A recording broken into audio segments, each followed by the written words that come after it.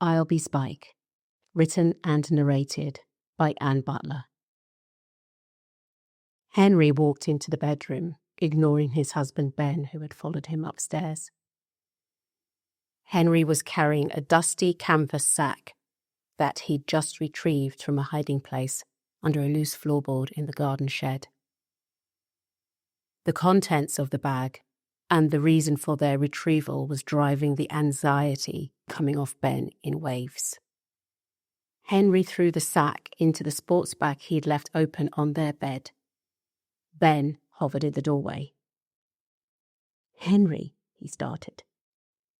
Henry interrupted him, knowing full well what was coming. "We talked about this, Ben. Before we got married, remember? I told you it might come to this."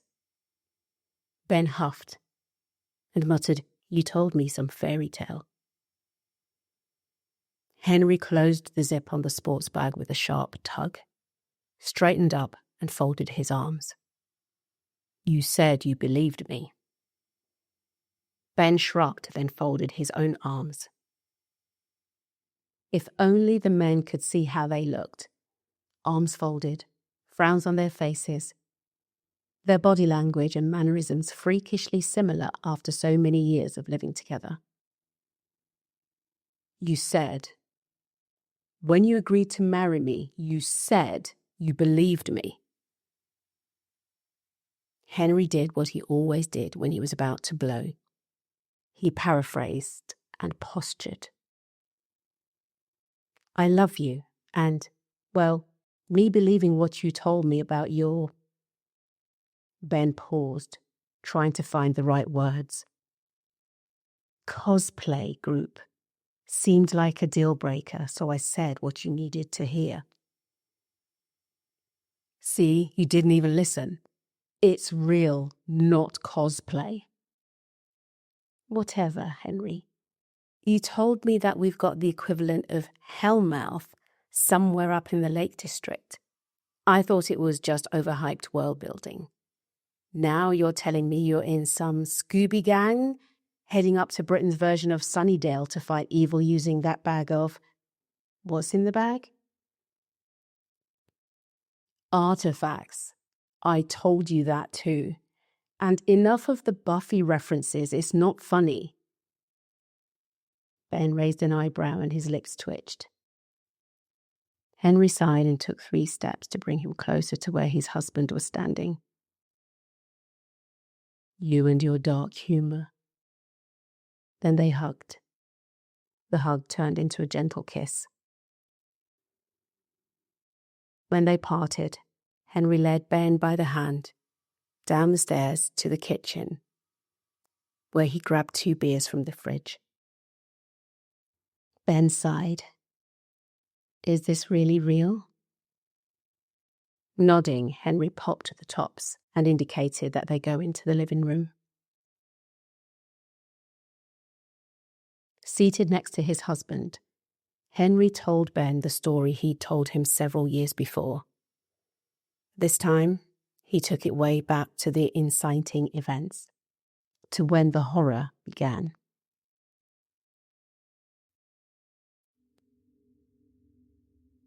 There's a special place in the Lake District, a very special place, which was gifted to a family with ties to the Holy Roman Emperor, Charlemagne.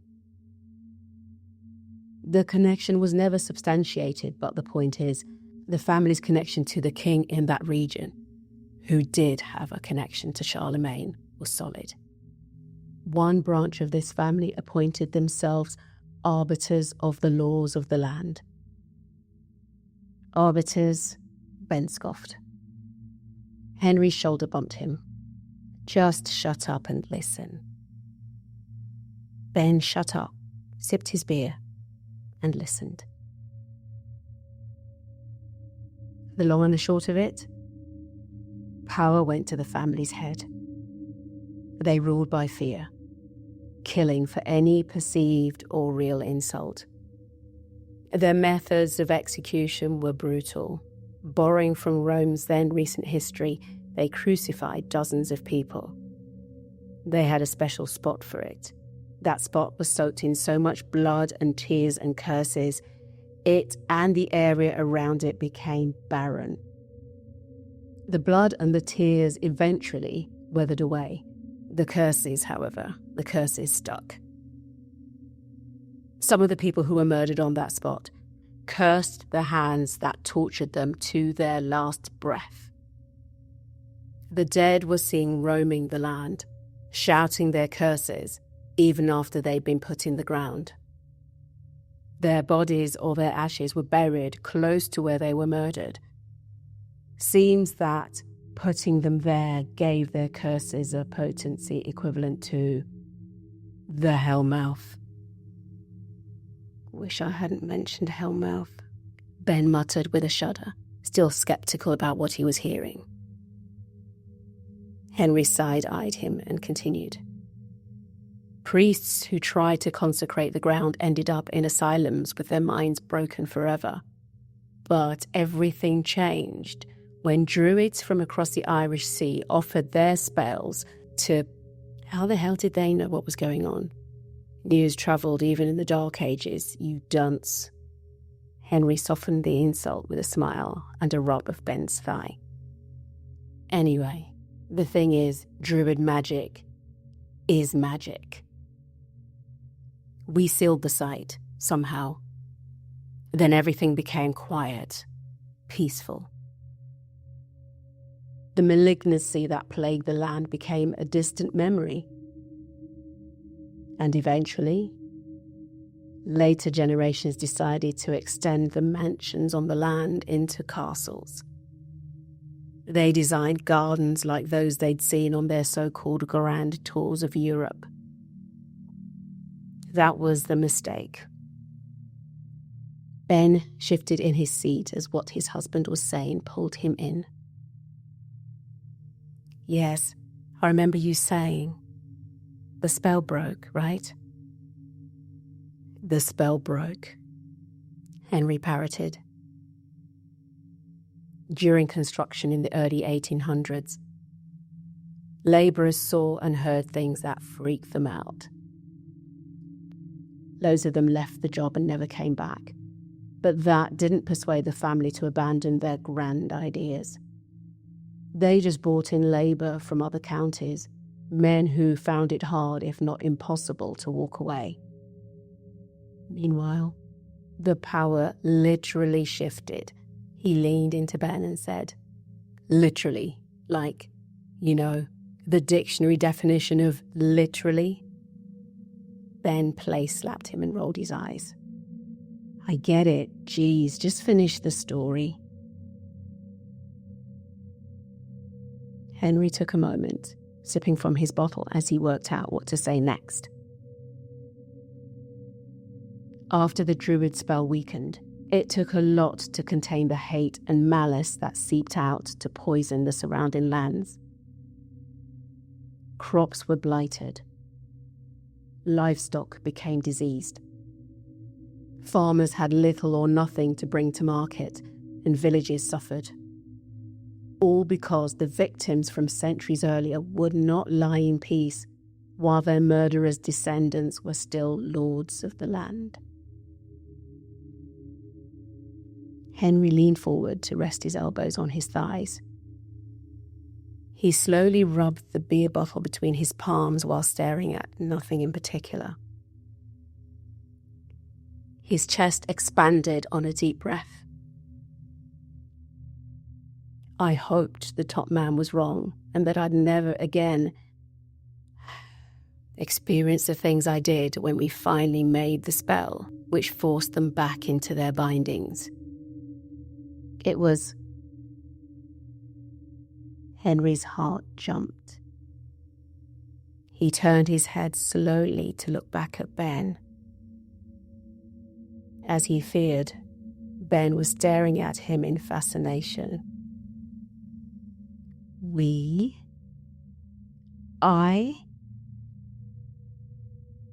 Oops. I meant, don't even try.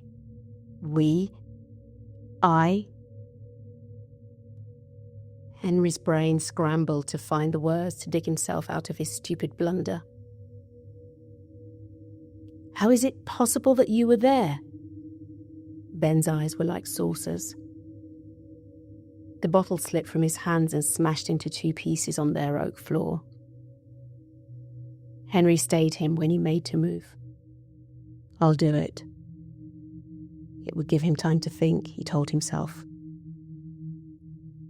There wasn't much beer to clean up, and no splinters, which meant he had all of 5 minutes to find an answer that wouldn't send Ben running for the hills, or for a vicar. Ben had crossed to the other side of the room when Henry came back from dumping the mess from the broken bottle. He looked Henry up and down, his expression confused and scared. Who are you? He asked.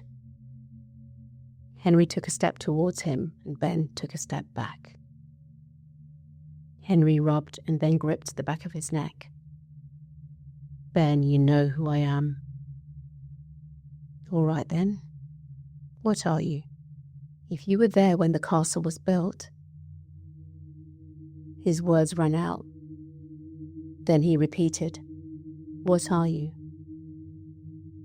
Henry turned away from the love of his life, who he knew he was on the verge of losing.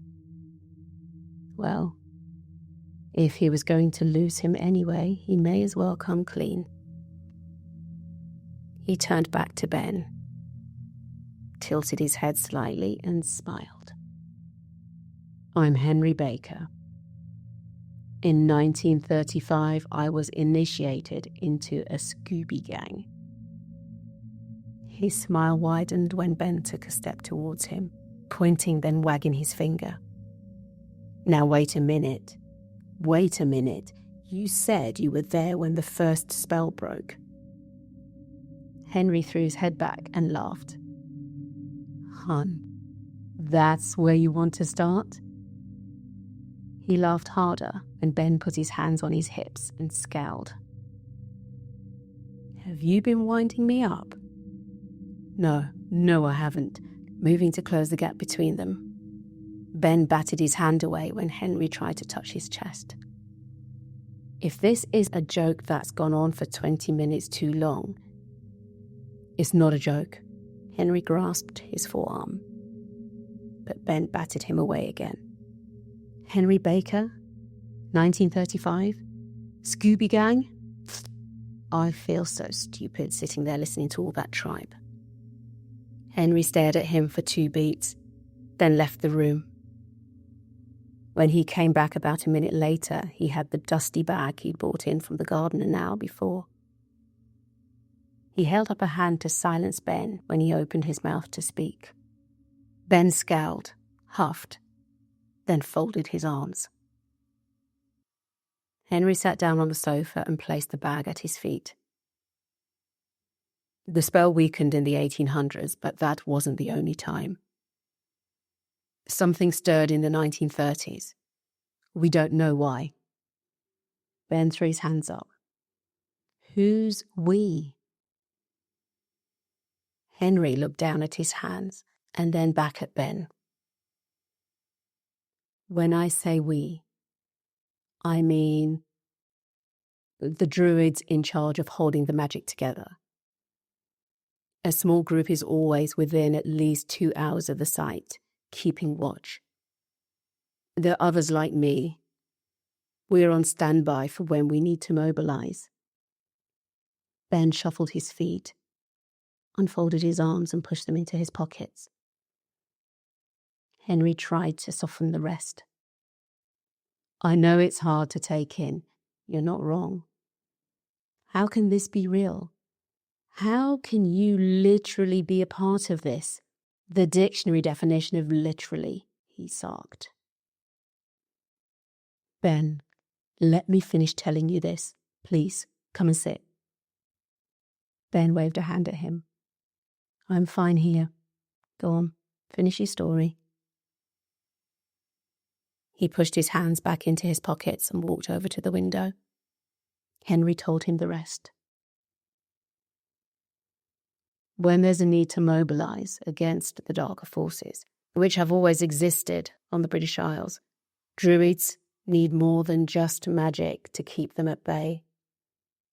They need men and women who have seen and done more than is possible in a normal lifespan.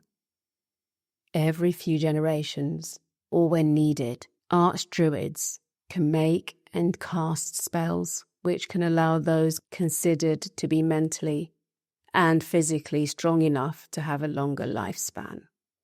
Whenever a spot of vanquishing is needed, they are best placed to take the lead. I was initiated into that whole thing in 1935, which was the last time the spell was on the verge of failing. But you're 52. I'm really not.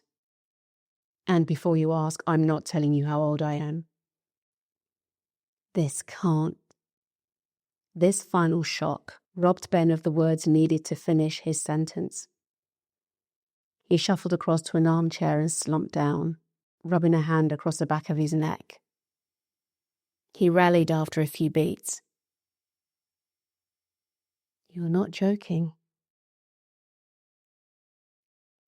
Henry shook his head. We thought it was over. After the last gathering in 1935, it's been quiet up there. The castle has been a ruin for more than 80 years. The family left the county and the ghosts quietened. We believed they were finally at rest. What changed? Archaeologists. Flaming archaeologists went digging and took away some of the artifacts that protected the site. The publicity brought members of the family back to the area. And then the Watchers. Henry saw where this was going. Again, forget the Buffy thing. Bloody hell.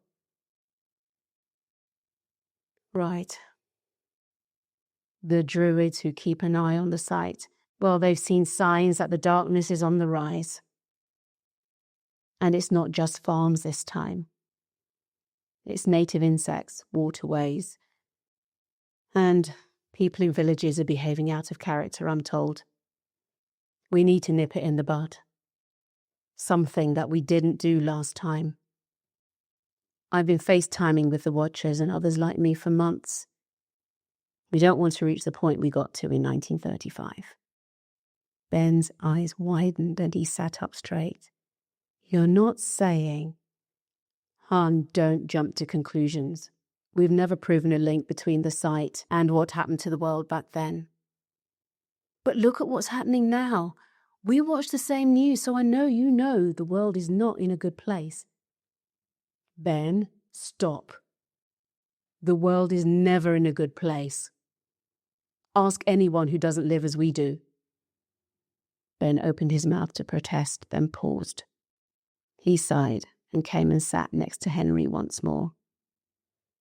So what's in the bag? Henry picked up the bag, loosened the string holding it closed and looked inside. He looked back at Ben and said, back up, talismans which should fix the cracks caused by those flipping archaeologists. Can I see? Henry shook his head and closed the bag. Best not. He was quiet for a few beats, then told Ben the worst of it. In 2 days, there'll be another gathering. Archdruids will be there, and old ones like me will be bringing nearly 100 years' worth of knowledge to the party. We have everything we need to end this for good.